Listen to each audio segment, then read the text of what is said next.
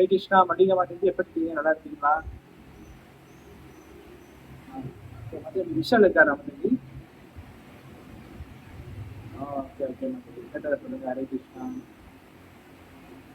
Okay okay மாட்டேங்கி. ரொம்ப ரொம்ப நன்றி. ஓகே, வந்திருக்க பக்தர்கள் அனைவருக்கும் பணிவான வணக்கங்கள். இந்த மாலை பொழுதுல பகவானுடைய கதையை கேட்க, அதாவது பகவத்கீதை கேட்கறதுக்கு வந்திருக்கிற அனைத்து பக்தர்களுக்கும் ரொம்ப ரொம்ப நன்றி. ஓகே, தொடர்ந்து வந்து நம்ம அத்தியாயம் 13 இருக்கோம். அதாவது இயற்கையும் அனுபவிப்பவனும் உணர்வும், அந்த அத்தியாயத்தில் நம்ம இருக்கிறோம். இன்றைக்கு வந்து டெக்ஸ்ட் 14 டெக்ஸ்ட் 15 நம்ம பார்க்க போறோம். பகவான் என்னென்ன சொல்றாரு அப்படின்னு நம்ம பார்க்க போறோம். ஓகே, நான் ஸ்லோகம் படிச்சிடறேன். பதம் 13 அத்தியாயம் 13 பதம் 14. Okay, chapter 30 text 40. सर्वदा भानि पादं तत् सर्वदो अभिशिषरो मुखं सर्वदा सृजिदं श्रुतिमल् लोके सर्वम् अवृत्य तिष्ठति. மல்லிகா மாட்டேங்கி ஸ்லோகம் படிக்கிறீங்களா? ட்ரை பண்றீங்களா? அவரது கரங்கள், கால்கள், கண்கள் மற்றும் முகங்கள் எல்லா இடங்களிலும் உள்ளன. எல்லா இடங்களிலும் அவரது காதுகளும் உள்ளன. இவ்வாறாக எங்கும் விட்டிருப்பவராக பரமாத்மா விளங்குகின்றார். இங்கிலீஷ்ல இதே மாதிரி படிச்சிருக்கேன்.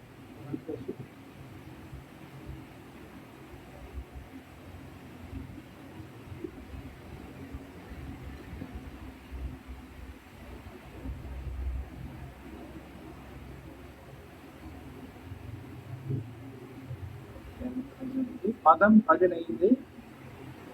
சர்வேந்திரிய குணாபாஷம் சர்வேந்திரிய விவர்ஜிதः அசக்தம் சர்வப்ருத்சைவः நிர்குணம் குண போக்ருச்சः. ஸ்லோகம்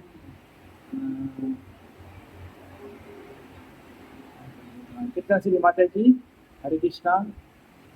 படிக்கிறீங்களா ஸ்லோகம்? கிருஷ்ணாசிரி மாதாஜி.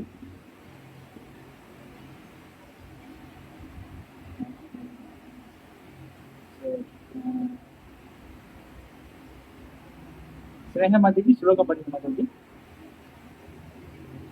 மொழிபெயர்ப்பு. எல்லா புலன்களுக்கும் மூல காரணம் பரமாத்மாவே. இருப்பினும் அவரிடம் புலன்கள் கிடையாது. அவரே எல்லா உயிர்வாளிகளையும் பராமரிப்பவர்.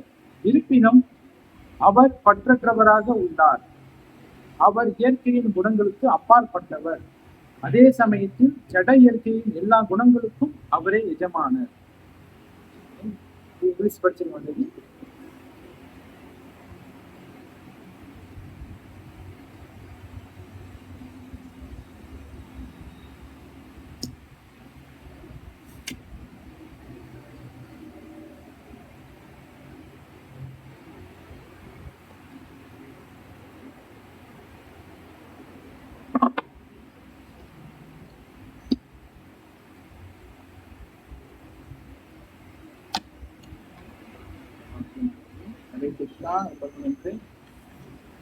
நம்ம வந்து இப்படிக்குள்ள ஸ்லோகம் பார்க்கறதுக்கு முன்னாடி எப்பயுமே போன ஸ்லோகத்துல பகவான் என்ன சொன்னாரு, பகவான் வந்து அர்ஜுனுக்கு என்ன விளக்கினாரு அப்படிங்கறத நம்ம பார்த்துட்டு இன்றைக்குள்ள ஸ்லோகத்துக்கு நம்ம வரலாம். போன ஸ்லோகத்துல வந்து இதுக்கு முந்தைய ஸ்லோகத்துல வந்து பகவான் என்ன விளக்குனாங்க அப்படின்னா, கஷேத்திரம் கஷேத்திரஜ்ஞ அதை பத்தி சொன்னாரு. கஷேத்திரம்னா வந்து இந்த உடலை சொன்னாரு, உடலை பத்தி விளக்குனாரு. கஷேத்திரஜ்ஞனா வந்து இந்த உடலை அறிபவன், அதாவது ஆத்மா பத்தி பகவான் விளக்குனாரு. ஓகேங்களா? அப்ப கடைசியா 13 வந்து பகவான் என்ன சொல்றாருன்னா, தற்போது எதை அறிவதால் நீ அமிர்தத்தை சுவைப்பாயோ அந்த அறியப்படும் பொருளை நான் உனக்கு விளக்குகின்றேன். ஆரம்பம் இல்லாததும் எனக்கு கீழ்பட்டதும் பிரம்மன் ஆத்மா என்று அழைக்கப்படுவதுமான இது ஜட உலகின் காரணம் மற்றும் விளைவுகளுக்கு அப்பாற்பட்டு விளங்குகின்றது. அதாவது இப்ப வந்து அவர் வந்து கஷேத்திரம், அதாவது உடலையும் இந்த உடலை அறிபவனான ஆத்மா, ஆத்மாவை பத்தி விளக்கிட்டாரு. இப்போ வந்து அவர் வந்து என்ன சொல்றாரு, இது இன்னும் எதை நீ தெரிஞ்சுக்கிறதுனால அமிர்தத்தை சுவைப்பி, அதாவது இதுக்கப்புறம் நீ என்ன தெரிஞ்சுக்கிறதுனால உனக்கு உண்மையான சந்தோஷம் கிடைக்குமோ அதை நான் வந்து உனக்கு சொல்றேன். அது வந்து பிரம்மன், அதாவது ஆத்மான்னு அழைப்பாங்க, பரமாத்மான்னு அழைப்பாங்க. அதாவது இங்க வந்து பகவான் வந்து பரமாத்மா பத்தி சொல்றதுக்கு வர்றாரு. ஓகேங்களா? 14, 15 வந்து அது வந்து அதுக்கு வர்றதுக்கு முன்னாடி சொல்லிட்டாரு, இதுக்கப்புறம் வந்து நான் பரமாத்மா பத்தி நான் பேச போறேன் அதுதான் அப்படின்னு சொல்றாரு. ஓகேங்களா? அப்ப பரமாத்மா பத்தி வந்து பகவான் வந்து வளர்க்கிறாரு. பரமாத்மானா யாரு, அவர் எப்படிப்பட்டவர், அவருடைய குணங்கள் என்னது, அவருடைய புலன்கள் எந்த மாதிரியான புலன்கள், அவரே வந்து பகவான் தான் வந்து பரமாத்மாவா இருக்கிறாரு பாருங்க. அப்ப பகவான் தான் வந்து அவர் பத்தி வளர்க்கிறாரு பாருங்க. ஓகேங்களா? இப்ப இது வந்து பர்பட்ல வந்து புரோபாதர் அருமையான விஷயங்கள்லாம் சொல்லியிருக்காரு. அப்ப நம்ம வந்து அதுக்கப்புறம் வந்து பர்பட்ல உள்ள விஷயங்கள்லாம் வந்து விளக்கி சொல்றேன், என்ன சொல்லியிருக்கிறாரு புரோபாதர் அப்படின்னு. ஓகேங்களா? அப்ப 14ல வந்து 14வது அத்தியாயத்துல பர்பட்ல வந்து வரியிலே புரோபாதர் அழகா சொல்லியிருக்காரு. என்னதுனாக்கா, சூரியன் தனது கதிர்களை எங்கும் பரப்பிய வண்ணம் இருப்பதை போல புருஷோத்தமரான முழுவதும் கடவுளும் பரமாத்மாவும் உள்ளார். எங்கும் வியாபித்திருக்கும் உருவில் அவர் இருக்கின்றார். மேலும் எல்லா தனிப்பட்ட உயிர்வாளிகளும் அவரில் இருக்கின்றன. மாபெரும் ஆதி குருவான பிரம்மாவிலிருந்து தொடங்கி மிகச்சிறிய எறும்பு வரை அனைவரும் அவரில் உள்ளனர். எண்ணற்ற தலைகள், கால்கள், கரங்கள், கண்கள் மற்றும் எண்ணற்ற உயிர்வாளிகள் இருக்கின்றன. இவையெல்லாம் பரமாத்மாவின் மீதும் பரமாத்மாவிலும் உள்ளனர். அழகா வளர்க்கிறாரு பாருங்க. சில புறப்பாடு என்ன சொல்றாருன்னா, அவர் வந்து சூரியனை உதாரணத்துக்கு கொடுக்குறாரு பாருங்க. இப்ப சூரியன் இருக்கு, நம்ம அன்றாட பாக்குற பாருங்க சூரியன். அந்த சூரியனுடைய வெளிச்சத்துக்கு பகவானு பரமாத்மாவும் சொல்றாரு. இப்ப சூரிய ஒளி வந்து சூரியன் இருக்கிறாருன்னா அந்த சூரியனோட ஒளி வந்து எல்லா இடத்துக்கும் போகுது பாருங்க. அப்ப அதே போலதான் பகவான் இருக்கிறாரு. பகவான் கிட்ட இருந்து வர அந்த பரமாத்மா வந்து எல்லா இடத்துலயும் பரவி இருக்கிறாரு. எங்கெங்கெல்லாம் ஆத்மா இருக்கோ அந்த எல்லா ஆத்மாக்களிலையும் பரமாத்மா இருக்கிறாருன்னு சொல்றாரு. புரியுதுங்களா? அப்ப தனிப்பட்ட ஆத்மாவை வந்து அனைத்திலும் இருக்கு. அதாவது ஆத்மா வந்து தனிமையான ஒரு ஆத்மா. தனிமையான எப்படி சொல்றதுன்னா, ஆத்மா வந்து அது வந்து எல்லா இடத்துலயும் இருக்கும். ஆனா அந்த வந்து பரமாத்மா வந்து எப்பவுமே கூட இருப்பாரு. அதனால தனிப்பட்ட ஆத்மான்னு சொல்றாங்க. புரியுதுங்களா? அது வந்து அவர் வந்து நடக்குது. பிரம்மா இருக்காருல்ல, பிரம்மாலேருந்து கடைசி சின்ன எறும்பு வரைக்கும் எல்லா உடல்லையும் வந்து தனிப்பட்ட ஆத்மாக்கு இருக்குல்ல, அதே போல பரமாத்மா வந்து எல்லா ஆத்மா கூட இருக்கிறாரு. பிரம்மாலேருந்து பிரம்மாலேருந்து எறும்பு வர பாத்துங்க. அப்ப வந்து எண்ணில் அடங்காத ஆத்மாக்கள் நம்ம சுத்தி இருக்கு. அப்ப பரமாத்மா வந்து எல்லா இடத்துலயும் சுத்தி இருக்கிறாரு. இப்ப நம்ம பார்க்கக்கூடிய இடங்கள்ல வந்து சின்ன சின்ன கிருமிகள் இருக்கலாம், சின்ன சின்ன பூச்சிகள் இருக்கலாம். புரியுதுங்களா? அப்ப அது எல்லாத்துலயும் வந்து பரமாத்மா இருக்கிறாரு. அப்ப பகவான் இல்லாத இடம் எங்கேயுமே இருக்க முடியாது. இதுலயே வந்து கிருஷ்ணர் சொல்றாரு, அருமையா சொல்றாரு.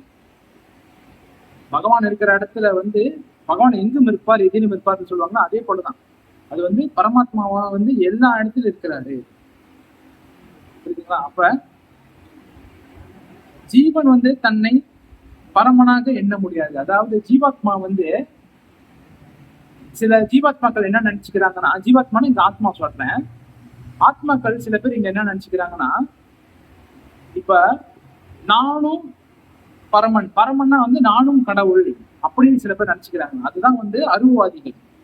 புரியுதுங்களா? அதான் வந்து கடவுளுக்கு வந்து உருவம் இல்லை, கடவுள் வந்து ஒரு ஒளி அப்படி சொல்லி இருக்கிறாங்களே, அந்த நம்பிக்கையில இருக்கிறாங்களே, அவங்க என்ன நினைச்சுக்கிறாங்கன்னா, நானும் வந்து கடவுள், நானும் பரமமானவன், நானும் வந்து ஒரு பரமாத்மா அப்படின்னு சொல்லி நினைச்சுக்கிறாங்க.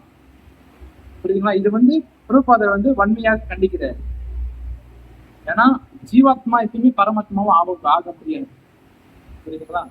ஆனா சில வகையான மனிதர்கள் இந்த மாதிரி எப்படி இந்த அருவவாதிகள், இந்த நாஸ்திகத்தை பேசுறவங்க, இவங்கெல்லாம் வந்து நானும் பரமாத்மா, நானும் கடவுள் அப்படி சொல்லிட்டு இருக்கிறாங்க. ஆனா ஜீவாத்மா வந்து எப்பயுமே பரமாத்மாவாக ஆக முடியாது. பரமாத்மா என்றைக்குமே சுயம்பு, புரியுதுங்களா? பகவான் கிட்டே இருந்து வரவர். ஆத்மா எப்பவுமே அவருக்கு சேவை செய்யக்கூடியவன். அப்ப இந்த நிலையிலிருந்து ஜீவாத்மா மறந்ததுனாலதான் இந்த உலகத்துல வந்து கஷ்டப்பட்டு துன்பப்பட்டு அனுபவிச்சுட்டு இருக்கிறான். அதனால அவனுக்கு போதிய அறிவு இல்லாதனால, என்ன அறிவு? இந்த கிருஷ்ண உணர்வு என்ற அறிவு, போதியமான அறிவு இல்லாதனால நானும் கடவுள் நீயும் கடவுள், அகம் பிரம்மாஸ்மி அப்படிலாம் சொல்லிக்கிட்டு இருக்கிறாங்க. புரியுதுங்களா? நிறைய நீங்க கேள்விப்பட்டிருப்பீங்க, போலி சாமியார்கள்லாம் நிறைய பேர் இருக்கிறாங்க பாருங்க. அப்படியே நிறைய டிக்டாக்ல, யூடியூப்ல, ஃபேஸ்புக்லாம் பார்த்துருக்கோம். நான் தான் கலியுகத்தின் கடவுள், நான் தான் கலியுகத்தின் கல்கி அவதாரம் அப்படின்னு சொல்லிட்டு நான் இருக்கிறாங்க சில சாமியார்கள், போலி சாமியார்கள்லாம்.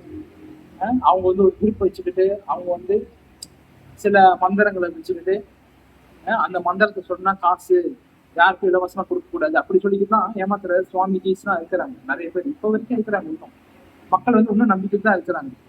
ஏதாச்சும் கிடைச்சிடாதா அவங்களுக்கு அப்படி சொல்லிட்டு நம்புறவங்க இருக்கிறாங்க. அப்ப இந்த மாதிரி மக்கள் வாழக்கூடிய இந்த இடத்துல வந்து இந்த மாதிரி ஏமாறுறவங்க இருக்கிற வகையில ஏமாத்துறவங்க இருந்துகிட்டு தான் இருப்பாங்க. புரியுதுங்களா? இதான் வந்து கலியுகத்தோட ஒரு கலியுகத்தோடைய சாபக்கேடுன்னு சொல்லணும். கலியுகத்தோடைய, ஏன்னா ஏமாறுறவங்க இருக்கிறதுனால ஏமாத்துறவங்க வந்துகிட்டு தான் இருப்பாங்க. நம்ம வந்து ஒண்ணும் பண்ண முடியாது. கலியுகத்தினுடைய தாக்கம் அந்த மாதிரி. அப்ப புத்திசாலி மனிதர்கள் என்ன செய்யணும்? அவங்க வந்து இந்த கிருஷ்ண உணர்வு ஏற்றுக்கொண்டு, இதுல பாத்தீங்கன்னா கிருஷ்ண உணர்வுல எந்த ஒரு நம்ம ஒளிவு மறைவும் கிடையவே கிடையாது. எல்லாத்துக்கும் நல்லா தெரியும். பகவான் வந்து சாட்சாத் பரமபுருஷ பகவான் ஸ்ரீ கிருஷ்ண பகவான் வந்து சைத்தன்ய மகாபுருவாக அவதரிச்சு, சாட்சாத் பகவானே சைத்தன்ய மகாபுருவாக அவதரிச்சு, அவர் வந்து அந்த ஹரே கிருஷ்ண மகாமந்திரத்தை எல்லாத்துக்கும் கொடுக்குறாரு பாருங்க. எல்லாத்தையும் கொடுக்குறாரு. நீ எடுத்துக்கோ, நீ எடுத்துக்கோ, நீ எடுத்துக்கோ, எல்லாத்தையும் கூப்பிட்டு கொடுக்குறாரு. வீடு வீடா, தெரு தெருவா போய் சைத்தன்ய மகாபிரபு, நித்யானந்த பிரபு, ஹரிதாஸ் தாக்கூர், ஸ்ரீவாஸ் பண்டிட், இந்த மாதிரி நிறைய பக்தர்கள், முராரி குப்தா, இவங்க எல்லாம் போய் எல்லாத்துக்கும் வந்து இந்த ஹரிநாமத்தை விநியோகம் செய்யறாங்க பாருங்க. அப்ப பகவானுக்கு வர விஷயங்கள் வந்து எந்த ஒரு ஒளிவு மறையும் இல்லாம நமக்கு கிடைக்குது பாருங்க. அப்ப இதுதான் அந்த ஹரே கிருஷ்ணா மகாமந்திரம் சொன்னாலே நம்ம போதும். வேற எதுவும் நம்ம செய்ய தேவையில்லை. பகவானுக்கு அருமையா பக்தி சேவை செஞ்சுட்டு, பக்தர்களுக்கு சேவை பண்ணிட்டு, இந்த ஹரே கிருஷ்ண மகாமந்திரம் சாண்டிங் பண்ணிட்டு இப்படி இருந்தாலே போதுமானது. நம்ம வந்து கஷ்டப்படுறது தேவையில்லை. இந்த உலகத்துல கஷ்டங்கள் இருக்கும், ஆனா நம்ம வந்து எப்பயுமே பகவான் சார்ந்தே இருந்தோம்னாக்கா அந்த கஷ்டங்கள்லாம் வந்து சூரியனை கண்ட பனி போல அப்படின்னு சொல்லிட்டு ஒரு பழமொழி இருக்கு தமிழ் புஸ்தகத்துல. சூரியனை கண்ட பனி போல, அந்த மாதிரி நம்மளோட கஷ்டங்கள்லாம் நீங்கி போயிடும். எப்போ எப்ப பகவானே சார்ந்து இருக்கிற போது, புரியுதுங்களா? எந்த ஒரு கஷ்டம் வந்தாலும், எந்த ஒரு சூழ்நிலையா இருந்தாலும் நம்ம வந்து பகவானே சார்ந்து இருக்கணும்னு ஆச்சாரியர்கள் சொல்றாங்க. அப்ப அந்த மாதிரி இருக்கும் போது நம்ம வந்து எப்பயுமே இந்த கிருஷ்ண உணர்வை விட்டு நம்ம விலக மாட்டோம். புரியுதுங்களா? ஏன்னா கிருஷ்ண உணர்வு வந்து ஒரு அமிர்தம். இது வந்து ஒரு அமிர்த மாதிரி நம்மளுக்கு கிடைச்சிருக்கு. அப்ப இதை வந்து நம்ம எப்படி பயன்படுத்தணும், அந்த வகையில் நம்ம பயன்படுத்தி கூடி சீக்கிரத்தை வந்து நம்ம ஆன்மீக லோகம் போக பார்க்கணும். இதுதான் வந்து புத்திசாலி மனிதனுடைய ஒரு குறிக்கோளா இருக்க முடியும். புரியுதுங்களா? அப்ப பகவான் வந்து என்ன கண்டிக்கிறாரு? தனிப்பட்ட ஆத்மா வந்து எப்பயுமே பரமாத்மாவும் ஆக முடியாது. ஆனா சில மூடர்கள் வந்து நான் தான் கடவுள் சொல்லிட்டு இருக்கிறாங்க அப்படின்னு சொல்றாரு. அதனால ஜீவன் வேறு ஆத்மா வேறுன்னு சொல்றாரு ஆச்சாரியர். ஜீவன் வேறு, ஆத்மா வேறு. புரியுதுங்களா? அப்ப சில விஷயங்கள் வந்து பர்பட்ல இருக்கு, நம்ம பார்க்கலாம். என்ன சொல்றாங்கன்னாக்கா, ஜட இயற்கையின் கட்டுப்பாட்டிற்குள் வந்த ஜீவாத்மா பரமனாக இருக்க முடியாது என்பதே இதன் பொருள். பரமன் தனிப்பட்ட ஜீவாத்மாவிலிருந்து வேறுபட்டவர் சொல்றாரு. தனிப்பட்ட ஜீவாத்மா வந்து பரமனிலிருந்து வேறுபட்டவர். பரமன்னா வந்து பரமாத்மான்னு சொல்றாரு. அந்த பரமாத்மாவிலிருந்து வேறானவன்.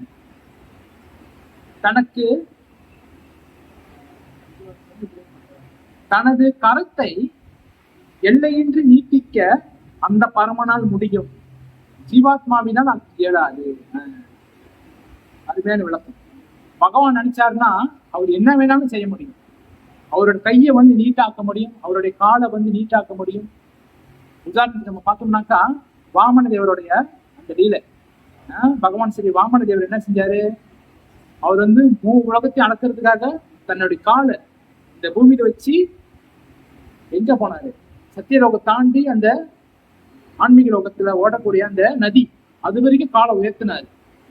ஆனா அதுக்கு மேலேயும் பகவான் வந்து உயர்த்த முடியும். ஆனா அவர் சின்ன சாம்பிள் காட்டுறாரு பாருங்க. இதுதான் வந்து பகவானுக்கும் ஜீவாத்மாக்கும் உள்ள வித்தியாசம். அந்த அருமை, அந்த லீலை வந்து அருமையான லீலை, எல்லாருக்கும் தெரிஞ்சிருக்கோம், வாமன தேவர் லீலை. இப்போ வந்து பகவான் வந்து அந்த அளவுக்கு காலை உயர்த்துறாரு. அது மட்டும் இல்லாம கிருஷ்ணர் வந்து தன்னுடைய உறுப்புகளை வச்சு எல்லாமே செய்ய முடியும். அவர் வந்து கண்ணால சாப்பிடுவார். இப்ப வந்து பகவானுக்கு போக ஆஃபரிங் பண்றோம்ல, அது வந்து பகவான் வந்து கையால தான் எடுத்து சாப்பிடணும்னு கிடையாது. ஏன்னா பகவானுடைய கண்கள் வந்து பார்க்கறதுக்கு மட்டும் இல்லை, அது வந்து உலகத்தை படைக்கிறதுக்கும் உதவும். கண்ணால சாப்பிடுவாரு, கண்ணாலே பேசுவாரு, புரியுதுங்களா? அவர் கையால தான் சாப்பிடணும்னு கிடையாது. ஏன்னா பகவான் வந்து எல்லாமே செய்யக்கூடியவர். ஒரு சமயம் என்ன நடந்துச்சுனாக்கா, ஒரு லீலையில கிருஷ்ணரும் பலராமரும் மதுராக்கு வந்துட்டு இருப்பாங்க. எங்க அந்த கம்சன் மகாராஜா வந்து கிருஷ்ணரையும் பலராமரையும் அந்த போர் செய்யறதுக்கு கூப்பிட்டுருப்பாரு, மல்யுத்தத்துக்கு. அந்த மாதிரி அது கூப்பிடும் போது கிருஷ்ணர் பலராமர் வந்துட்டு இருப்பாங்க. அப்போ வந்துட்டு இருக்க சமயத்துல வந்து அவங்க எடுத்து அப்படி ஒருத்தர் வருவாரு, சலவை தொழிலாளி, அதாவது துணியெல்லாம் துவைக்கிறது, டோபின்னு சொல்லணும்னா அவர் வந்துட்டு இருப்பாரு. அவர் வந்து ஒரு மூட்டையில நிறைய பட்டு துணிகள், ஜிப்பாக்கள், பட்டு புடவைகள் அந்த மாதிரி எடுத்து வந்துட்டு இருப்பாராம். அப்ப எடுத்து வரும்போது பலராமரும் நிப்பாட்டிட்டு வந்து கிருஷ்ணர் நிப்பாட்டிட்டு வராங்க. இவங்க இருந்து எங்க போறீங்க, இவ்வளவு அழகான துணிகள்லாம் எடுத்துட்டு போறீங்களா, எங்க யாருக்கு எடுத்துட்டு போறீங்க அப்படின்னு கேட்பாராம். கேட்கும் போது அந்த சலவை தொழிலாளி சொல்லுவாராம், இது வந்து ராஜாக்கு எடுத்து போறது, கம்ச மகாராஜுக்கு எடுத்து போறது. அப்ப சொல்லும்போது கிருஷ்ணர் கேட்பாராம், எனக்கு இந்த சட்டையை இந்த ஜிப்பா கொடுக்குறியா, நான் போட்டு பாக்குறேன் அப்படின்னு சொல்லிட்டு ஆசையை கேட்பார். பகவான் கேட்பாரு. அப்ப அந்த சலவை தொழிலாளி என்ன செய்வாராம், அவர் பகவானை பார்த்து ஏளனமா பேசுவாராம். நீங்க பார்க்க காட்டுவாசி மாதிரி இருக்கீங்க, தலப்பா கட்டிக்கிட்டு ஒரு கிழிஞ்சு வெயிட்டு கட்டிக்கிட்டு காட்டுவாசி மாதிரி இருக்கீங்க, உங்களுக்கு ராஜாவோட சட்டை கேட்குதா சொல்லிட்டு ஏளனமா பேசிடுவாராம். அப்ப கிருஷ்ணர் பலராமர் அடி பார்ப்பாங்க. பார்த்துட்டு கிருஷ்ணர் வந்து என்ன செய்வாராம், அவர் கிட்ட கூப்பிட்டு அந்த கை இருக்க அந்த கையை எடுத்து தலையில லேசா அப்படிதான் அடிப்பாரு. அடிச்சோடனே தலை துண்டா போய் கீழே விழுந்துருமா, அந்த செத்து போயிடுவார் அந்த ஆளு. ஆனா இதுல இந்த லீலையிலேயே பகவான் வந்து நல்லதுதான் செய்யறாரு. ஏன்னாக்கா அந்த கூப்பிட்டு தலையில அடிச்சாரு, அவர் வந்து ஏற்கனவே முன் பிரிவில வந்து ஒரு பகவான் கிட்ட வரம் வாங்கி இருந்த ஒரு அரக்கனாக இருந்து இப்ப வந்து ஒரு மனித ரூபத்துல வந்திருக்கிறாரு. அவருக்கு விமோச்சனம் கொடுக்கறதுக்காக பகவான் வந்து அந்த லீலை செய்யறாரு, புரியுதுங்களா? அதனாலதான் அவரு கையில தான் சும்மா அடிச்சாரு பாருங்க, அந்த கையே வந்து கத்தி மாதிரி பாய்ச்சாரு, புரியுதுங்களா? தலை துண்டா போயிருச்சு. அதுதான் சொல்றாரு, பகவானுடைய புலன்களுக்கும் நம்மளுடைய புலன்களுக்கும் ரொம்ப வித்தியாசம் இருக்கு. பகவான் வந்து கண்ணால் சாப்பிட முடியும், அவர் வந்து காதால வந்து பாட முடியும், என்ன வேணா செய்வார். அதுதான் பகவானுடைய புலன்கள் நம்மளுடைய புலன்கள் ஒரு வித்தியாசம், புரியுதுங்களா? அதுதான் வந்து சொல்றாரு. என்ன சொல்றாரு, அவர் வந்து எல்லையற்ற நிலைக்கு தன்னுடைய கையை நீட்டிக்க முடியும். ஒண்ணுன்னு கீழே என்ன சொல்றாருனாக்கா, தமக்கு பூவோ பழமோ சிறிது நீரோ யாரிடம் சமர்ப்பித்தால் அதை தாம் ஏற்றுக்கொள்வதாக பகவத்கீதையில் பகவான் கூறுகின்றார். பகவான் மிகவும் தூரத்தில் இருந்தால் எவ்வாறு அவரால் பொருள்களை ஏற்க முடியும்? இதுவே பகவானுடைய சர்வ வல்லமை. பூமியிலிருந்து மிக மிக தொலைவில் உள்ள தனது சொந்த லோகத்தில் அவர் விற்றிருந்தாலும் யாரேனும் எதையாவது அர்ப்பணித்தால் அதை ஏற்பதற்கு தனது கரத்தை அவரால் நீட்டிக்க இயலும். இதுவே அவரது சக்தி. பிரம்மசம்சீதையில் 5:37 கோலோக ஏவ நிவஷத் அகிலாத்ம பூதோ கோவிந்தமாதி புருஷம் தமஹம் பஜாமி. அதுமே சொல்லிக்கிறார் பாருங்க. பகவானுக்கு வந்து யாராச்சும் அந்த அன்போடு அந்த நீரோ பழமோ அவங்களுக்கு ஆஃபரிங் பண்ணாங்கன்னாக்கா பகவான் அதை ஏத்துக்கிறாரு. அவர் எந்த தூரத்துல இருந்தாலும் தன்னுடைய கரத்தை நீட்டி எடுத்துக்கிறாரு. அதாவது என்ன அர்த்தம்னாக்கா, அவர் வந்து தூரத்துல இருந்தாலும் நம்ம ஆஃபரிங் பண்றது, அன்போட ஆஃபரிங் பண்றது பகவான் வந்து இருக்கிறாங்க அப்படின்னு சொல்றாரு. அருமையான விளக்கம் பிறப்பாக்கு கொடுத்துருக்கிறாரு. அப்ப அடுத்த விஷயங்கள் என்ன சொல்றாங்கனாக்கா, அடுத்த அடுத்த விஷயம் வந்து பகவான் வந்து அத்தியாயம் 15 பதம் 15 அவர் விளக்குறாரு. என்ன விளக்குறாரு? மொழிபெயர்ப்புல வந்து என்ன சொல்றாருனாக்கா, எல்லா புலன்களுக்கும் மூல காரணம் பரமாத்மாவே, இருப்பினும் அவரிடம் புலன்கள் கிடையாது. அவரே எல்லா உயிர்வாளிகளையும் பராமரிப்பவர், இருப்பினும் அவர் பற்றற்றவராக உள்ளார். அவர் இயற்கையின் குணங்களுக்கு அப்பாற்பட்டவர், அதே சமயத்தில் ஜட இயற்கையின் எல்லா குணங்களுக்கும் அவரே எஜமானர். அந்த டிரான்ஸ்லேஷன்ல சொல்றாரு பாருங்க, எல்லா புலன்களுக்கும் மூல காரணம் பரமாத்மாவே. அதாவது எல்லா புலன்கள், நம்மளுடைய எல்லா புலன்களுக்கும் மூல காரணம் பரமாத்மாவே, இருப்பினும் அவரிடம் புலன்கள் கிடையாது. அவரிடம் புலன்கள் கிடையாது என்ன அர்த்தம்? யாரு ட்ரை பண்றாங்க? அது என்ன அர்த்தத்தை பகவான் சொல்றாரு? எல்லா புலன்களும் அவர்கிட்ட தான் இருக்கு, ஆனா இருப்பினும் அவரிடம் புலன்கள் கிடையாது. யார் சொல்ல முடியும்? யார் வேணா ட்ரை பண்ணலாம். ஸ்னேகமாதிஜி ட்ரை பண்றீங்களா?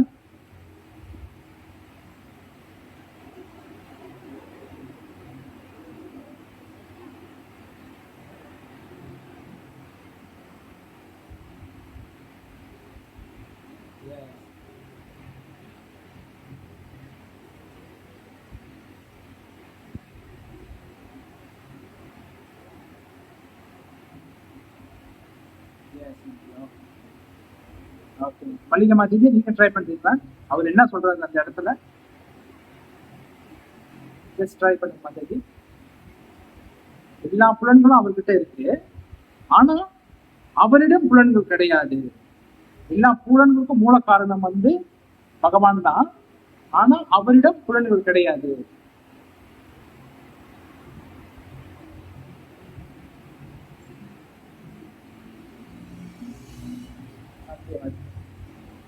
சரி, ஓகே, மாதிரி சொன்னது கரெக்ட் தான். ஓகே, அதாவது என்ன சொல்றாருனாக்கா, எல்லா புலன்களுக்கும் மூல காரணம் பரமாத்மாவே, இருப்பினும் அவரிடம் புலன்கள் கிடையாதுன்னு என்ன அர்த்தம்னாக்கா, அவர்கிட்ட நம்மள மாதிரி குறைபாடு உள்ள புலன்கள் கிடையாது. அவருக்கு வந்து எல்லாமே ஆன்மீகமயமானது. புரியுங்களா? அவர்கிட்ட வந்து அவரு இங்க இறங்கி வந்தாலும் அவருடைய புலன்கள் வந்து ஆன்மீகமாக தான் இருக்கும். அதுதான் வந்து இதோட அர்த்தம். புரியுங்களா? இருப்பினும் அவரிடம் புலன்கள் கிடையாது. அவரிடம் புலன்கள் கிடையாது என்ன அர்த்தம்? நம்ம மாதிரி குறைபாடுடைய புலன்கள் கிடையாது. அதுதான் சொல்றாரு. புரியுதுங்களா? அவரே எல்லா உயிர்வாளிகளையும் பராமரிப்பவர், இருப்பினும் அவர் பற்றற்றவராக உள்ளார். அவர் இயற்கையின் குணங்களுக்கு அப்பாற்பட்டவர், அதே சமயத்தில் ஜட இயற்கையின் எல்லா குணங்களுக்கும் அவரே எஜமானர். பகவான் வந்து இங்க லீலை பண்ண வரும்போது ஆன்மீக லோகத்திலிருந்து இங்க பூமிக்கு வராருல, அவர் வந்து இங்க என்னதான் இங்க வந்தாலும் அவர் வந்து இங்க பற்றற்றவராக ஆகிறது கிடையாது. அதனாலதான் சொல்றாரு பாருங்க, அவர் வந்து பற்றற்றவராக இருக்கின்றார். ஏன்னா கிருஷ்ணருடைய 6 ஐஸ்வர்யங்கள் இருக்கும்ல, அந்த 6 ஐஸ்வர்யங்கள பற்றற்ற தன்மையும் ஒண்ணு. புரியுதுங்களா? அவர் வந்து 6 ஐஸ்வர்யங்கள் இருக்கும் பகவானுக்கு. பூர்ணமான அழகு, பூர்ணமான அறிவு, பூர்ணமான செல்வம், பூர்ணமான வலிமை, பூர்ணமான இந்த மாதிரி பற்றற்ற தன்மையெல்லாம் இருக்கும் பாருங்க. அதுல வந்து ஒரு இதுதான் வந்து இந்த பற்றற்ற தன்மை. கிருஷ்ணர் வந்து துறவுனா வந்து பற்றற்ற தன்மை. அவர் வந்து எப்பயுமே பற்றற்ற தன்மையில தான் இருப்பாரு. அவர் வந்து நிர்குணத்துல இருப்பாருன்னு சொல்றாங்க பாருங்க. நிர்குணம்னா என்ன அர்த்தம்னாக்கா, அவர் வந்து பௌதிகமான குணங்கள் கிடையாது. நிர்குணம்னு என்ன அர்த்தம்னாக்கா, குணனா வந்து பௌதிகத்துக்கு உட்படுற தன்மை. குணனா வந்து இந்த பௌதிக உலகத்துக்கு உட்படுற தன்மை. நிர்குணனா வந்து அவர் வந்து எப்பயுமே வந்து ஆன்மீகத்துல அந்த ஆன்மீகமாக தான் இருப்பாரு, நிர்குணமாக தான் இருப்பாரு. அதாவது பௌதிக தன்மைக்கு உட்பட மாட்டாருன்னு அர்த்தம். புரியுதுங்களா? அப்ப அதுதான் வந்து பகவான் நடத்தா இருப்பாங்க. அப்ப பர்பட்ல 15வது அத்தியாயத்தோடைய பர்பட்ல டெக்ஸ்ட்ல வந்து விளக்குறாரு. என்ன விளக்குறாருனாக்கா, உயிர்வாளிகளின் எல்லா புலன்களுக்கும் பகவானின் மூலம், இருப்பினும் உயிர்வாளிகளிடம் இருப்பதை போன்ற ஜட புலன்கள் அவரிடம் இல்லை. சொன்னார்ல மேல, அதை தான் கீழே பர்பட் அழகா வளர்க்கிறார். உயிர்வாளிகளில் இருப்பதை போன்ற ஜடப்புலன்கள் அவரிடம் இல்லை. உண்மையில் தனிப்பட்ட ஆத்மாக்களும் ஆன்மீக புலன்களை உடையவர்களே. ஆனால் அப்புலன்கள் கட்டுண்ட வாழ்வின் காரணத்தினால் பௌதிக மூலக்கூறுகளால் மூடப்பட்டு அவற்றின் செயல்கள் யாவும் ஜடத்தின் மூலமாக நிறைவேற்றப்படுகின்றன. அருமையான பொருள்களை, அதாவது உயிர்வாளிகள் எல்லாமே வந்து புலன்கள், உயிர்வாளிகள் வந்து எல்லா புலன்களுமே வந்து பகவான் மூலமா தான் இருக்கு, பகவானை சார்ந்துதான் இருக்கு. உயிர்வாளிகள் வந்து, அதாவது இந்த ஜீவாத்மாக்கு இருக்கிறத அந்த மாதிரி புலன்கள், அதாவது நம்ம புலன்கள் என்ன செய்யும்? நம்ம புலன்கள் வந்து ஒருத்தர் குறை கூறும், ஒருத்தர் குறை பேசும். அதாவது வாய் வந்து நம்மள மிச்சவங்க குறை பேசுவோம், கையை வந்து மிச்சவங்களை இப்படி காட்டி பேசுவோம், ஓகேங்களா? அந்த மாதிரி குறைபாடு உள்ள புலன்கள் இருக்குல்ல நம்மளுக்கு. ஆனா பகவானுக்கு வந்து இந்த மாதிரி குறைபாடு உள்ள புலன்கள் கிடையாது. ஆனால் அப்புலன்கள் கட்டுண்ட வாழ்வின் காரணத்தினால், நம்ம புலன்கள் வந்து கட்டுண்ட காரணத்தினால் வந்து இந்த மாதிரி பௌதிக மூலக்கூறுகள் மூடப்பட்டிருக்கு. ஆனா நம்ம வந்து ஆன்மீகமானவங்க, நம்மளோட ஆத்மா வந்து ஆன்மீகமானது. நம்ம பௌதிகத்துல மூடப்பட்டிருக்கனால நம்மளுடைய புலன்களும் வந்து இந்த பௌதிகத்துல மூடப்பட்டிருக்கு. அதனால அவற்றின் செயல்கள் யாவும் ஜடத்தின் மூலமாகவே நிறைவேற்றப்படுகிறது. நம்ம வந்து ஆன்மீக ஆத்மால, அப்ப நம்ம வந்து இந்த பௌதிக உலகத்துல மாட்டிக்கிறதுனால நம்மளுடைய எண்ணங்கள், நம்மளுடைய செயல்கள் எல்லாமே வந்து இந்த பௌதிகமாக தான் இருக்குன்னு சொல்றாரு குருபாத். புரியுதுங்களா? அதே நம்ம ஆன்மீக லோகத்துல இருந்தோம்னா நம்மளுடைய செயல்கள் வந்து ஆன்மீகமாக இருக்கும். நம்ம பௌதிக லோகத்துல மாட்டிக்கிறதுனால நம்மளோட செயல்கள் எல்லாமே வந்து இந்த பௌதிகமாகவே இருக்குன்னு சொல்றாரு. புரியுதுங்களா? அப்ப பகவானை தன் புலன்களை பற்றி விளக்குகிறார். பகவான் வந்து சொன்ன மாதிரி தன்னுடைய புலன்களை பற்றி விளக்குனாரு. அவருடைய புலன்கள் வந்து ஆன்மீகமயமானது, அவருக்கு புலன்கள் உண்டு. புரியுங்களா? அவருக்கு, பகவானுக்கு புலன்கள் உண்டு, இல்லாட்டி அவர் வந்து எப்படி பார்க்க முடியும்? சில பேர் என்ன நினைச்சுக்கிறாங்கன்னாக்கா, முதல் சொன்ன மாதிரி அருவவாதிகள் என்ன நினைச்சுக்கிறாங்கன்னா, கடவுளுக்கு வந்து கண்ணு, கை, கால்கள், காது எதுவுமே கிடையாது, கடவுள் வந்து ஒரு ஒளி, கடவுளுக்கு வந்து ஒண்ணுமே இல்லை அப்படி நினைச்சுக்கிறாங்க. எப்படி அதை நம்ம ஏத்துக்க முடியும்? ஏத்துக்க கொள்ளவே முடியாது. இப்ப நம்மளுக்கு கண் இருக்கு, நம்மளுக்கு கை இருக்கு, நம்மளுக்கு நம்ம நடக்கிறோம், எல்லாமே இருக்கு. புரியுதுங்களா? அப்ப நம்மளுக்கே இதெல்லாம் இருக்கும்போது நம்மளை படைச்ச பகவானுக்கு எப்படி இதெல்லாம் இருக்காது? இதுதான் வந்து அருவவாதிகள், அதாவது கடவுள் இல்லைன்னு நம்புறவங்க. அருவவாதிகள், இந்த ஒளிதான் கடவுள்னு சொல்றவங்க, இவங்களோட நம்பிக்கை இருக்கு மாதிரிதான் இருக்குன்னு சொல்றாரு. அவங்களுடைய கோட்பாடுகள் இதுதான். அவர் கடவுள் வந்து ஒரு ஒளி மாதிரி தான் இருப்பாரு. அந்த ஒளி எங்கேருந்து வருதுன்னு கூட அவங்களுக்கு தெரியாது. அந்த ஒளியை தான் நினைச்சுட்டு இருக்கிறாங்க. அந்த ஒளி வந்து எங்கேருந்து வருது? பகவானுடைய காலுல, அந்த நெகத்துல இருந்து வரக்கூடிய அந்த ஒளி தான் வந்து ஜோதி. அந்த ஜோதி தான் வந்து அவங்க நினைச்சுக்கிட்டு அப்படின்னு நினைக்கிறாங்க. ஆனா அந்த ஜோதி எங்கேருந்து வருதுன்னு அதை பார்க்க மாட்டாங்க. புரியுதுங்களா? பகவானுக்கிட்ட இருந்து வருது அந்த அந்த பகவான் தான் அந்த ஜோதியை அனுப்புறாருன்னு அவங்களுக்கு தெரியல பாருங்க. அதனாலதான் வந்து அவங்க இந்த மாதிரி அருவவாதிகளாக இருக்கிறாங்கன்னு சொல்றாரு. ஆனா பகவானுடைய புலன்கள், பகவானுக்கு புலன்கள் இருக்கு, அவரும் பார்க்க முடியும். ஏன்னா ஜெகநாதர் பாத்தீங்கன்னாக்கா, பகவான் ஜெகநாதர், அவருடைய கண்களை வந்து மிக பெருசு. அவருக்கு வந்து இந்த கண் விழி இருக்காது. பகவான் ஜெகநாதருக்கு அந்த இது இருக்க, இது இருக்காது. ஏன்னாக்கா அவர் வந்து எப்பயுமே தன் பக்தரை பார்த்துக்கிட்டே இருக்குன்னு சொல்லிட்டு அந்த ரூபத்துல வந்து வெளியா இருக்கிறாரு, அவரு அவதரிச்சிருக்கிறார். அவ்வளவு பெரிய ஒரு காரணமற்ற கருணை வந்து ஜெகநாதர் நம்மளுக்கு கொடுக்கறாரு. எப்பயுமே நான் என்னோட டிவோட்டீஸ் நான் பார்த்துட்டே இருக்கணும், அந்த மாதிரி. அதனாலதான் இங்க பூரி ஜெகநாதர்ல வந்து, பூரியில வந்து ஒரிஷால எல்லா கோயிலையும் வந்து நட சாத்திட்டா பகவானுக்கு வந்து அவருக்கு தூங்குற ட்ரெஸ் போட்டு தூங்க வச்சிருவாங்களாம். ஆனா பூரி ஜெகநாதர்ல மட்டும் அந்த தூங்க போற டைம்ல வந்து ராஜ உடை போட்டு அவங்க பகவானை வைப்பாங்க. ஏன்னாக்கா நைட்டு டைம்ல தான் வந்து தேவர்கள், கந்தர்வர்கள், இந்த மாதிரி சொர்க்கலோக வாசிகள் இவங்கெல்லாம் வந்து பார்க்க வருவாங்க. யார? ஜெகநாதர். நம்மளை மட்டும் பகவான் வந்து காப்பாத்தல, தேவர்களையும் காப்பாத்துறாரு, தேவர்களையும் பராமரிக்கிறாரு. அதான் வந்து ஜெகநாதர். பகவான் எவ்வளவு கருணையான ஒரு பாருங்க. அப்ப ஒரு இன்னொரு ஒரு சின்ன விஷயம் இருக்கு. என்னதுனாக்கா, ஒரு லீலையில, பகவானுடைய லீலையில, பகவானுடைய சைல்ட்ஹுட், அந்த சிறு சிறு குழந்தையா இருக்கும் போது ஒரு டைம் என்ன நடிச்சுனாக்கா, கிருஷ்ணர் விருந்தாவனத்துல இருந்த போது யசோதாம்மா வந்து கிருஷ்ணர் பிறந்து கொஞ்ச நாள் ஆயிடுச்சு. ஒரு இத்தனை மாச கணக்கு ஆயிடுச்சு. கிருஷ்ணர் பிறந்து அவர் வந்து தவழ்ந்து போறாருல அந்த பேபியா இருக்கும் போது அந்த மாதிரி டைம்ல யசோதாம்மா வந்து அவங்க ரொம்ப அப்படி பாக்குறாங்க. ஏன் குழந்தை பிறந்து இத்தனை மாசம் ஆச்சு, குழந்தை இன்னும் டூ பாத்ரூமே போகாம இருக்குன்னு அவங்க பாக்குறாங்க. டூ பாத்ரூம்னா புரியுதுங்களா? குழந்தை வந்து டூ பாத்ரூம் போகாம இருக்க அவங்களுக்கு ரொம்ப ஆச்சரியமா இருக்காங்க. ஏன் இது குழந்தைக்கு ஏதோ வயிற்றுல பிரச்சனை இருக்கா, இல்ல அவங்க மலச்சிக்கல் இருக்கா, இல்ல ஏதாச்சும் பிரச்சனையா பேபிக்கு, அப்படி சொல்லிட்டு ரொம்ப பதறி போறாங்க. யாரு? யசோதாம்மா. அப்ப இது வந்து பகவான் வந்து பரமாத்மாவா இருக்கிறாருல, யசோதாம்மா எல்லா ஆத்மாக்களையும் பரமாத்மா இருக்கிறாருல, பகவான் வந்து இதை புரிஞ்சுக்கிட்டாரு. ஏன்னா பகவான் வந்து நம்மளை போலதான் செய்யணும்னு கிடையாது பாருங்க. அவர் வந்து ஆன்மீக மயமானவர். அவர் வந்து நம்மள மாதிரி புலன்கள்லாம் அவர் கிடையாது. அவர் சொன்ன மாதிரி ஆன்மீக மயமானவர். ஆனா பகவான் இங்க லீலை பண்றதுக்காக வரும்போது அவர் வந்து சில விஷயங்கள் வந்து ஏத்துக்கிறாரு பாருங்க.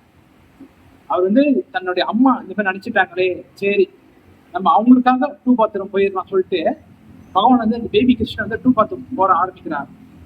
Hour two bathroom போயிட்டாராம். யசோதாம்மா அப்பதான் சந்தோஷம் அடையிறாங்க.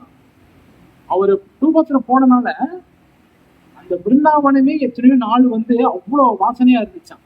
பாத்துக்கங்க, ஒரு சாம்பிராண்டி, ஜவ்வாது, இந்த ரோஸ் வாட்டர், இந்த பன்னீர், இதெல்லாம் எப்படி தெளிச்சா அந்த மாதிரி வாசனை அடிக்குமோ அந்த மாதிரி பிருந்தாவனம் முழுக்க எங்க பார்த்தாலும், எந்த காடுக்கு போனாலும், பிருந்தாவனத்தில் இருக்கிற எந்த காடு, எந்த மலைகள், கோவர்தன் கிட்ட போனாலும் சரி, எங்க போனாலும் சரி, எல்லா இடத்துலயும் அந்த வாசனை இருந்துட்டுதான் இருந்துச்சான். அந்த ஊரு ஆயர்கள், கோப்பியர்கள்லாம் யோசிக்கிறாங்க, எங்கேருந்து இவ்வளவு வாசனை வருது, எங்கேருந்து இவ்வளவு வாசனை வருது அப்படின்னு யோசிக்கிறாங்க. அப்பா யசோதம்மா நினைக்கிறாங்களா, அப்ப கிருஷ்ணர் பாத்ரூம் போனால இவ்வளவு வாசிக்குதா அப்படி சொல்லிட்டு அவங்க வந்து என்ன நினைச்சுக்கிட்டாங்கன்னா, இது பகவானுடைய கருணையா தான் இருக்கும், பகவான் விஷ்ணுவோட கருணையா தான் இருக்கும்னு சொல்லிட்டு நினைச்சுக்கிறாங்க தவிர, ஆனா கிருஷ்ணர் தான் வந்து கடவுள்னு அவங்களுக்கு தெரியல. ஏன்னா அவங்க வந்து அந்த குழந்தைய தன் மகனாக தான் பாக்குறாங்க. சரிங்களா? அதனால பகவான் வந்து இந்த மாதிரி சின்ன சின்ன நிலைகள்லாம் வந்து எப்பவுமே செஞ்சுக்கிட்டு தான் இருக்கிறாரு.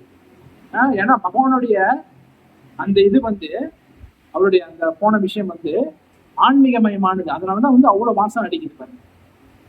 இதுதான் பகவானுடைய புலன்களுக்கும் நம்மளுடைய புலன்களுக்கும் உள்ள வித்தியாசம். இது வந்து அருமையான ஒரு லீலை இல்லைங்களா? அப்ப இன்னும் புறப்பட்டுல புறப்பாதர் என்ன வளர்க்கிறாருனாக்கா, 15வது அத்தியாயத்துல 15வது டெக்ஸ்ட்ல அவர் வந்து அழகா சொல்றாரு பாருங்க. பகவான் தோன்றும் போது தமது சுய உருவில் தமது அந்தரங்க சக்தியின் மூலம் தோன்றுகிறார் என்பதை பகவத்கீதையும் உறுதி செய்கின்றது. ஜடசக்தியின் இறைவன் அவரே என்பதால் ஜடசக்தியினால் அவர் களங்கம் உருவதில்லை.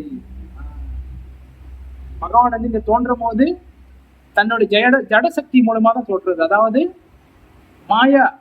மாயாதேவியின் மூலமா தான் இந்த பௌதிக உலகத்துல அவர் அவதரிக்கிறாரு. அதான் சொல்றாரு பாருங்க 7:14 தேவியஷி குணமயி மம மாயா துரத்தையா மாம் ஏவ பிரபத்தியந்தே மாயாம் ஏவம் தராஜித்தேன்னு சொல்றாரு. அதாவது ஜடசக்தி, இந்த பௌதிக சக்தி வந்து என்னோட சக்தின்னு சொல்றாரு. மம மாயான்னு சொல்றாரு. மம மாயா துரத்தியாயான்னு சொல்றாரு. அந்த மாயை வந்து என்னுடைய சக்தின்னு சொல்றாரு பெருமையா. துரத்தியான்னு என்ன அர்த்தம்னா, அது யாரும் வெல்ல முடியாது.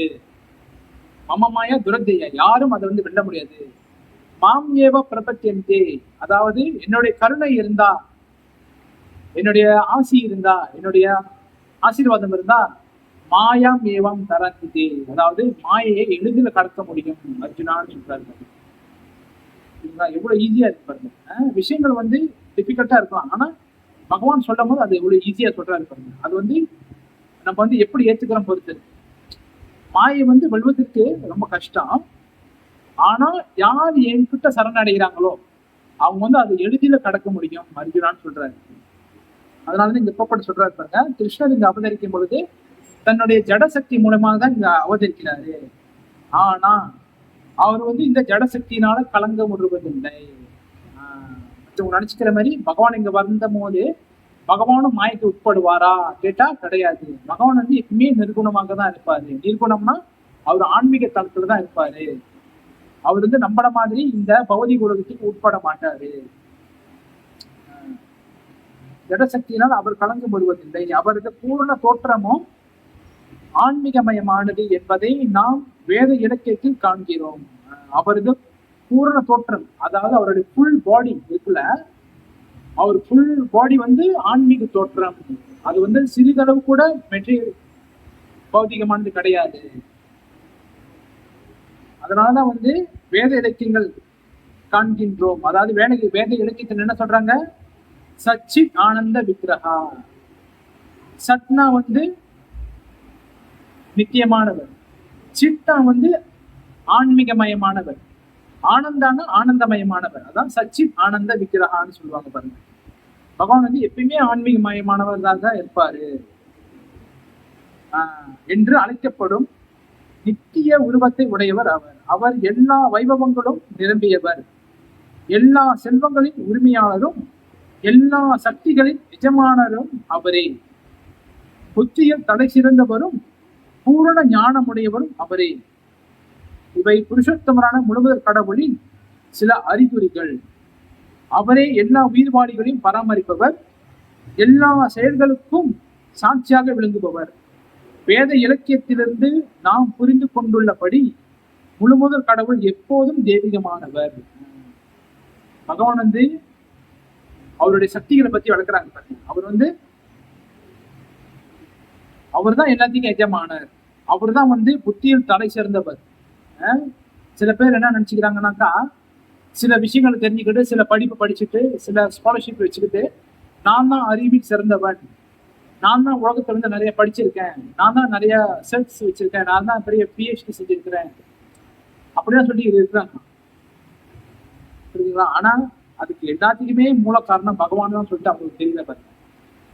இதுதான் வந்து அறியாமை. ஏன்னா பகவான் தான் வந்து புத்தியில் தலை சிறந்தவர். அதாவது அவருக்கு தான் பூரணமான ஞானம் இருக்கு. ஃபுல் நாலேஜ் வந்து கிருஷ்ணர்கிட்ட தான் இருக்கு. ஆனா நம் பௌதிக உலகத்துல இருக்கிறதுனால நம்மளுக்கு வந்து அந்த விஷயம் தெரியல. நான் தான் எல்லாமே செய்யறேன், நான் தான் எல்லாத்தையும் படைக்கிறேன், நான் தான் வந்து எல்லாத்தையுடைய பலசாலி, நான் தான் வந்து எல்லாத்தையும் காக்கிறேன்னு சொல்லிட்டு அந்த ஒரு கர்வத்துல இருக்கு. யாரு? இந்த ஜீவாத்மா. நம்ம வந்து இந்த மாதிரி ஒரு கர்வத்துல இருக்கணும். ஆனா நமக்கு மேல படைத்தவர்னு ஒருத்தர் இருக்கிறாரு, அவரு தான் எல்லாத்துக்குமே மூலம், அவரு தான் வந்து ஆதி புருஷர், அவர்கிட்ட தான் எல்லாம் வருதுன்னு சொல்லிட்டு சில பேருக்கு தெரியல, சில பேருக்கு தெரிஞ்சிருக்கு. யார் அந்த சில பேர்? நம்மளுடைய கிருஷ்ண பக்தர்கள். புரியுதுங்களா? கிருஷ்ண பக்தர்களுக்கு எப்பயுமே தெரியும் பகவான் தான் எல்லாமே. கிருஷ்ண பக்தர்களாக இல்லாதவங்களுக்கு அவங்க ஏதோ ஒரு காலத்துல ஏதோ ஒரு கால போற போக்குல வாழ்ந்துக்கிட்டு அப்படியே இருப்பாங்க. ஆனா நம்மள மாதிரி கிருஷ்ண உணர்வில் இருக்கக்கூடிய பக்தர்கள் யாராச்சும் அவங்க எடுத்து சொன்னோம்னா புரிஞ்சுக்கிட்டு வர பார்ப்பாங்க. அதுல வந்தவங்க தான் நம்பலாம். புரியுதுங்களா? நம்பலாம் முன்ன இப்படிதான் இருந்தோம், இப்படிதான் வாழ்ந்தோம், காலப்போக்குல வாழ்ந்துக்கிட்டு, ஏதோ மனப்போன போக்குல வாழ்ந்துக்கிட்டு, ஏதோ செஞ்சுக்கிட்டு, இப்படி இருந்துக்கிட்டு அப்படிதான் இருந்தோம். நம்ம எல்லாருமே இந்த கிருஷ்ண உணர்வை ஏற்றுக்கிறதுக்கு முன்னாடி. புரியுதுங்களா? அப்ப ஒரு பக்தர் மூலியமா தான் நம்ம வந்து இங்க வர பாருங்க கிருஷ்ண உணர்வு. ஏன்னாக்கா நம்ம வந்து பல பிறவி பிறந்திருக்கோம், கோடானு கோடி பிறவி எடுத்துக்கோம்.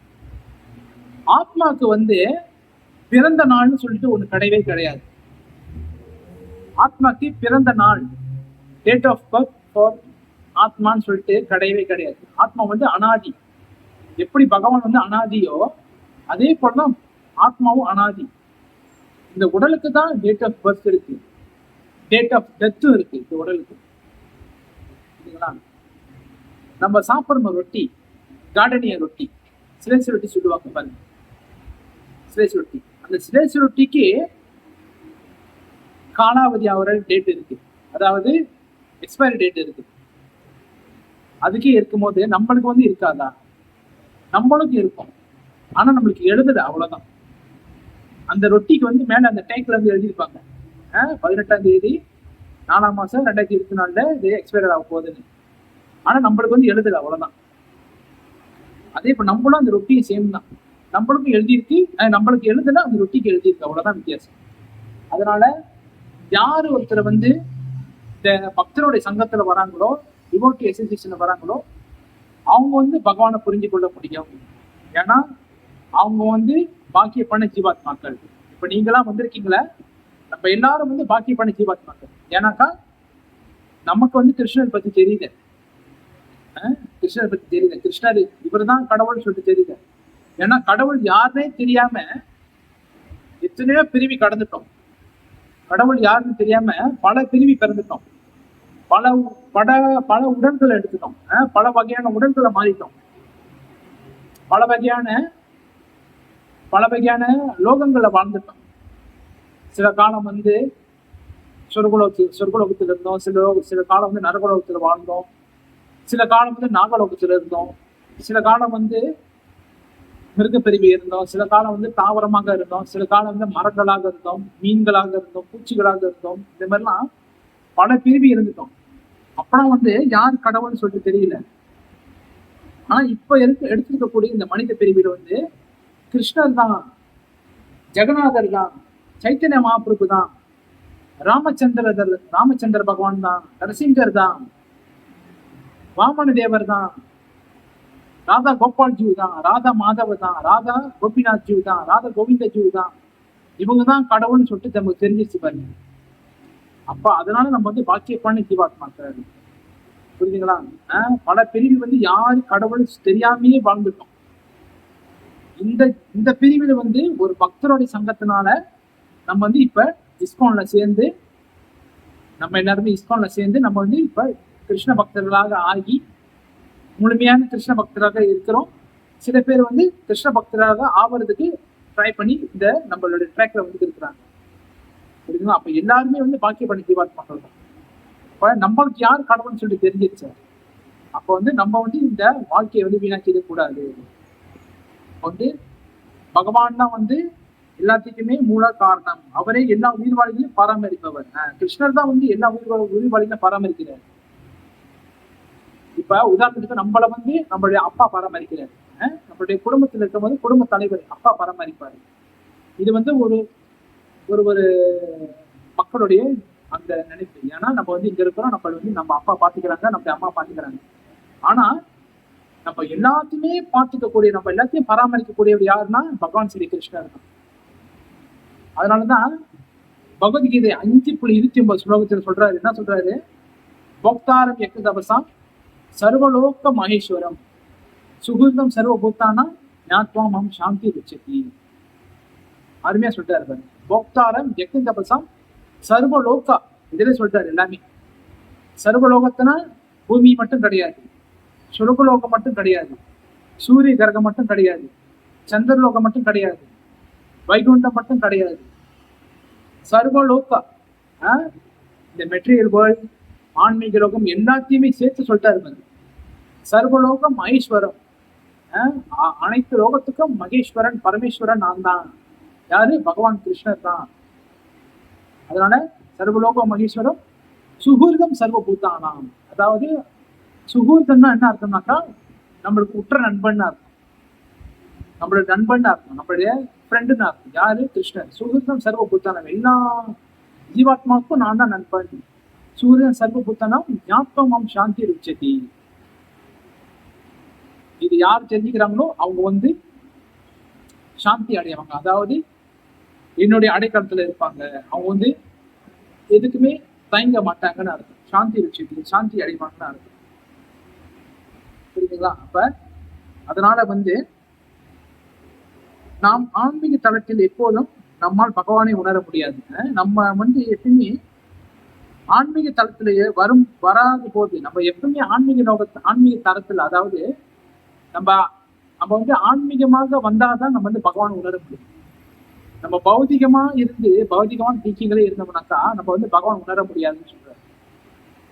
அப்ப ஆன்மீகமான தளத்துக்கு வரணும்னா நம்ம வந்து சொன்ன மாதிரி இந்த டிவோட்டி அசோசியேஷன், இந்த நாம ஜபம் பண்றது, கீர்த்தனை பண்றது, நாம சங்கீர்த்தனை கலந்துக்கிறது, புஸ்தகங்கள் படிக்கிறது, இந்த மாதிரி எல்லாம் இருந்தாதான், சொற்பொழிவு கேட்கறது, இந்த மாதிரி எல்லாம் இருந்தா தான் நம்ம வந்து ஆன்மீக தளத்துக்கு வர முடியும் பாருங்க. அப்ப இருந்தால்தான் நம்ம வந்து கிருஷ்ணர் கொஞ்சமாச்சும் உணர முடியும்னு சொல்றாரு. பௌதிக தளத்திலே இருந்தாலும் நம்ம வந்து கிருஷ்ணர் உணர முடியாது. அப்ப நம்ம வந்து ட்ரை பண்ணணும், எப்பயுமே பகவானை புரிஞ்சுக்கிறதுக்கு நம்ம ட்ரை பண்ணணும். அப்ப பகவானை அருவம் என்று சொன்னால் அது பகவானை அருவம் என்று சொல்பவனா அது முடியாதா? நம்மளால வந்து யாருக்கிட்ட கடவுள் நம்பிக்கை இருக்கோ அவங்க வந்து கடவுளை உணர முடியும், கொஞ்சம் கொஞ்சமா ட்ரை பண்ண முடியும் அப்படின்னு சொல்றாங்க. யார் வந்து அருவமா இருக்கிறாங்களோ, அருவம்னா அந்த சொன்ன மாதிரி அருவத்தை பின்பற்றுபவர்கள், அதாவது கடவுளுக்கு வந்து உருவம் இல்லை, அவர் வந்து ஜோதி தான் சொல்லிட்டு இருக்கிறாங்கல்ல, அவங்க வந்து பகவானை உணரவே முடியாது. உணர முடியும், ஆனா காலங்கள் லேட் ஆகும். ஏன்னாக்கா கடவுள் நம்பிக்கை இருக்கிறவங்க உணர்ந்துருவான், கடவுள் நம்பிக்கை இல்லாதவன், அதாவது கடவுள் இல்லை, கடவுள் வந்து காத்துல இருக்கிறாரு, கடவுள் வந்து அப்படி இருக்கிறாரு இப்படி இருக்காரு சொல்லிட்டு அந்த கடவுளுக்கு உருவமே என்ன சொல்றாங்கள, அவங்க வந்து கடவுளை உணர்றதுக்கு ரொம்ப ரொம்ப கஷ்டம். ஆனா யார் ஒருத்தர் கிருஷ்ண பக்தர்களாக இருந்து பகவானை ஏற்றுக்கொண்டு இந்த மாதிரி நாம சங்கீர்த்தனம் இதெல்லாம் கலந்துக்கிறாங்களோ அவங்க வந்து பகவானை எளிதில் உணர முடியும் அப்படின்னு சொல்றாரு. ஜடத்தினால் இன்னும் பாதிக்கப்பட்டுள்ளவனாக அருவாதிகளால் புருஷோத்தமனான முதல் கடவுளை புரிந்து கொள்ள முடியாது. அழுத்திருக்கிறார். ஜட ரீதியில இருந்து பகவான் அருவம் சொல்றதுனால கிருஷ்ணர் உணரவே முடியாது. அதனால யாரு ஒருத்தர் ஆன்மீக தளத்துல இருக்கிறாங்களோ அவங்களால மட்டும்தான் உணர முடியும். அதனால நம்ம எல்லாருமே வந்து பாக்கி பண்ண ஜீவாத்மாக்கள். அதனால நம்ம வந்து கடவுளை உணரக்கூடிய அந்த வாய்ப்பு கிடைச்சிருக்கோம். கிடைச்சிருக்கிற அந்த வாய்ப்பு வந்து நம்ம நழுவ விட்டுறக்கூடாது. அன்றாடம் நம்ம வந்து முயற்சி செய்யணும். ஏன்னா இந்த வாழ்க்கையே வந்து ஒரு முயற்சி தான் வருது. நம்ம வாழக்கூடிய வாழ்க்கை வந்து ஒரு முயற்சி தான், பெரும் முயற்சி. இதுல வந்து நம்ம வாழக்கூடிய வாழ்க்கையில வந்து வேலைக்கு போறோம், படிக்கிறோம், காரு வாங்குறோம், பைக் வாங்குறோம், வீடு வாங்குறோம், கடைகள் வாங்குறோம், லோன் எடுக்கிறோம். இதெல்லாம் வந்து நம்ம வந்து முயற்சிகள் தான். நம்ம எல்லாமே இந்த வாழ்க்கை வாழ்றதுக்காக தேவையான பொருட்கள் தான் வந்து நம்ம வச்சுக்கிட்டு தான் ஆகணும் பாருங்க. இந்த இந்த உடல்ல உயிர் இருக்கிற வரைக்கும் இதெல்லாம் இருந்துதான் ஆகணும். இதுவே பெரும் முயற்சி தான் பாருங்க.